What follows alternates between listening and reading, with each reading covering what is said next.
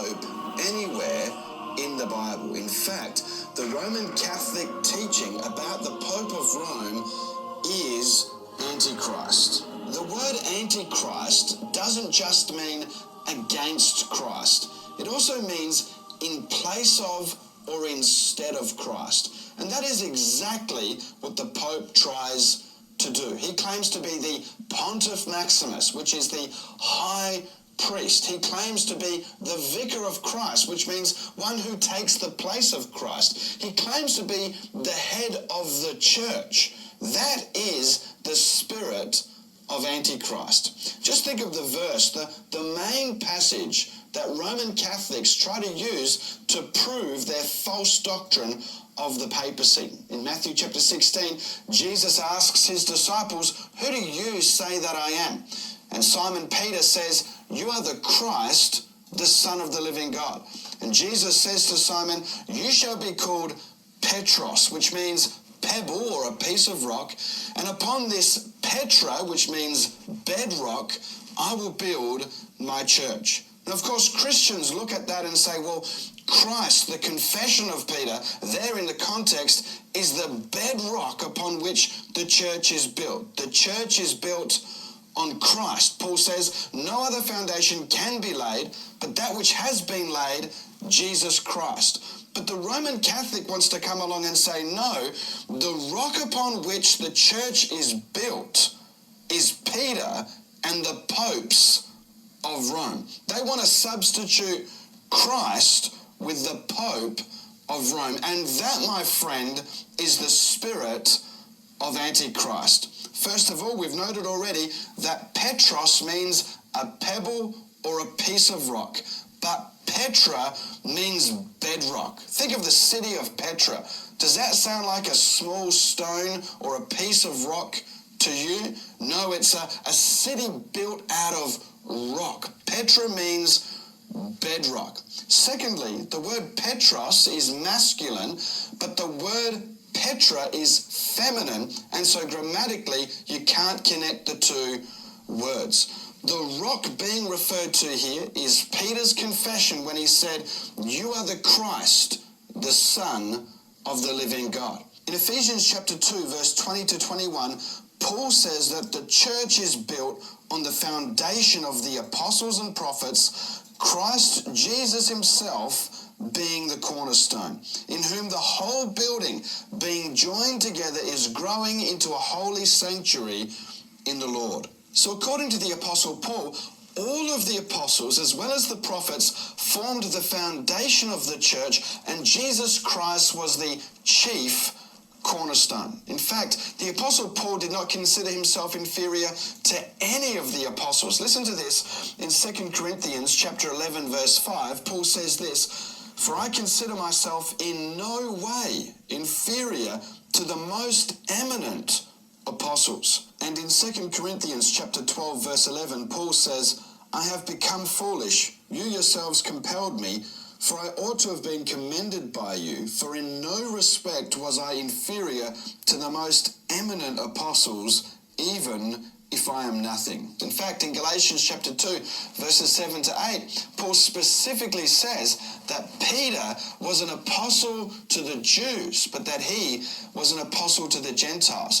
That doesn't match with what the Roman Catholic Church says when they say that the Pope, as successor to the Apostle Peter, is the head of all of the church. It doesn't fit their teaching there. Peter was an apostle to the Jews, and Paul was an apostle to the Gentiles. In fact, Peter himself agreed that Christ was the chief cornerstone upon which the church was built. In Acts chapter 4, verses 10 to 11, the Apostle Peter says this, "Let it be known to you all and to all the people of Israel that by the name of Jesus Christ the Nazarene, whom you crucified, whom God raised from the dead, by this name, this man stands here before you in good health. He is the stone which was rejected by you, the builders, but which became the chief cornerstone." In 1 Peter chapter 2, verses 6 to 7, it says, "Behold, I lay in Zion a choice stone, a precious cornerstone, and he who believes upon him will not be put to shame. This precious value then is for you who believe, but for those who disbelieve, the stone which the builders rejected, this became the very cornerstone. Again and again, the Bible tells us that Christ is the rock on whom the church is built, not Peter. But if you take this passage in Matthew chapter 16 as somehow referring to Peter, that somehow Peter is the rock on whom the church is built, there's still nothing here in this passage about the dynasty and succession of the Roman pontiffs. There's nothing here about Peter passing on his position or authority to the popes of Rome. There's no mention of the popes of Rome here at all. At best, you can say that Peter was a prominent figure. Now, some people will point to verse 19 here where it says that Jesus will give the keys to the kingdom of heaven to Peter, and whatever he binds on earth will be bound in heaven, and whatever he looses on earth will be loosed in heaven. But you have to understand that in Matthew chapter 18, verses 15 to 20, the same authority is given to all the rest of the apostles. So you can't take this passage to try to prove the papacy. There's nothing anywhere in the Bible that supports the Roman Catholic teaching about the Pope of Rome. Another really good argument is that if the Pope and the other bishops are the successors to Peter and the apostles, then why is it that they can't get married? Because clearly when you read the New Testament, both Peter and all the other apostles had wives. Let me prove that to you. If you go to the Gospel of Matthew, chapter 8, verse 14 and 15, it says this: when Jesus came into Peter's home, he saw his mother-in-law lying sick in bed with a fever, and he touched her hand, and the fever left her, and she got up and began waiting on him. If you go to 1 Corinthians chapter 9, verse 5, it says this: do we not have authority to take along a believing wife, even as the rest of the apostles and the brothers of the Lord and Cephas? Now, when you read the New Testament, Cephas is another name for Peter. So here we have very clearly the apostles, the rest of the apostles, the brothers of Jesus, and even Peter with their own wives. And Paul is saying, look, are we not allowed to do the same? Are we not allowed to bring along a wife as well? Clearly there's a big difference between the teachings of the Roman Catholic Church and the teachings of the New Testament. I want to look at one more passage in the Gospel of John. John chapter 21, verses 15 to 17. And this is probably the Roman Catholics' next favourite verse to try to prove their false doctrine of the papacy. Let me read it to you. It says in John chapter 21, verse 15, so when they had finished breakfast, Jesus said to Simon Peter, Simon, son of John, do you love me more than these? He said to him, yes, Lord, you know that I love you. He said to him, tend my lambs. He said to him again a second time, Simon, son of John, do you love me? He said to him, yes, Lord, you know that I love you. He said to him, shepherd my sheep. He said to him a third time, Simon, son of John, do you love me? Peter was grieved because he said to him the third time, do you love me? And he said to him, Lord, you know all things. You know that I love you. Jesus said to him, tend my sheep. Now the Roman Catholics will take this passage and they'll say, you see here, it says that Simon loved Jesus more than the other apostles. And Jesus has privately taken him aside and put him in charge of all of the church and told him to tend the lambs and to feed the sheep and so forth. He's now the head of the church, the Pope.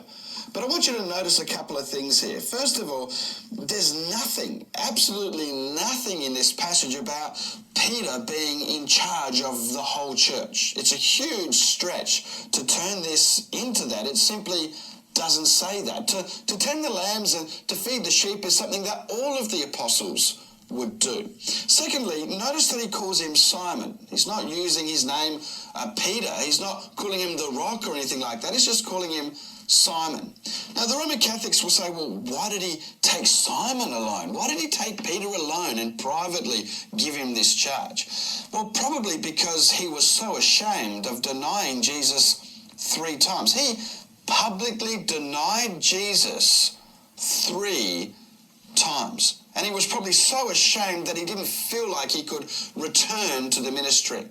And so Jesus is taking him aside privately to encourage him and to strengthen him in his faith. That's what's going on here. Now, why did he say, "Do you love me more than these?" Well, John MacArthur points out in his commentary that this is most likely referring to the fish. He's pulled in a huge catch of fish and, he's all excited about this miracle, and Jesus is saying to him, "Do you love me more than these?" That's really what Jesus is saying here, and he's wanting him to turn away from the work of a fisherman and to turn to feed the sheep of God. And then it describes the death he will face. I think that's the most logical explanation of the passage. There's certainly nothing here that would seem to suggest that Peter is now the Pope and the head of the church. There's nothing like that. The apostles, even after Jesus had changed his name to Peter in Matthew chapter 16, they didn't understand that as Peter being the head of the church, because later on they were disputing who was the greatest. So even the apostles didn't take it that way. It's worth noting as well that in 1 Peter chapter 5, the apostle Peter refers to himself as a fellow elder and says that Jesus is the chief shepherd. Peter certainly didn't say, "I'm Christ on earth," or anything like that, like the popes of Rome have claimed. They've claimed to be the head of the church. Peter never claimed such a thing.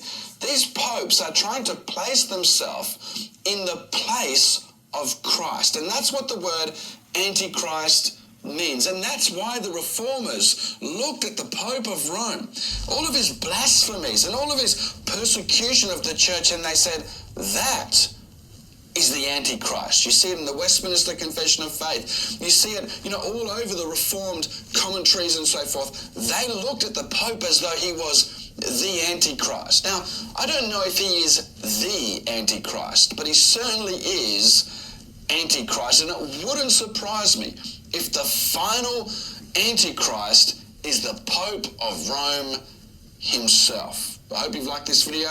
If you have, please consider subscribing. Give me